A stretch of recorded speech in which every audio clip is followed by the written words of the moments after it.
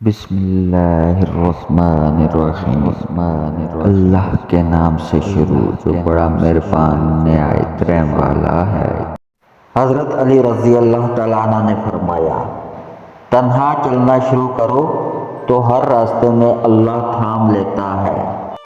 تم جو گالی غصے یا مذاق میں دیتے ہو وہ تمہاری قبر کے لیے ایک بچھو بن جاتا ہے۔ جب دعا قبول نہیں ہو رہی ہو تو تہجد پڑھنا شروع کر دو، کیونکہ تہجد کا ایک سجدہ بند راستے کھول دیتا ہے اور پھر جو ناممکن ہے وہ ممکن ہو جاتا ہے۔ کچھ بیٹیاں اپنے باپ کے گھر شہزادیاں اور شوہر کے گھر رانیاں ہوتی ہیں، کیونکہ ہر مرد ایک جیسا نہیں ہوتا۔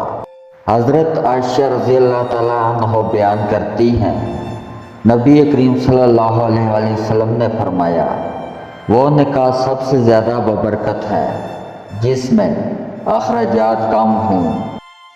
حضرت علی رضی اللہ تعالیٰ عنہ نے فرمایا، دھوکہ دینے کے 1000 طریقے ہیں، لیکن سب سے گھٹیا طریقہ محبت اور ہمدردی کا دکھاوا کرنا ہے۔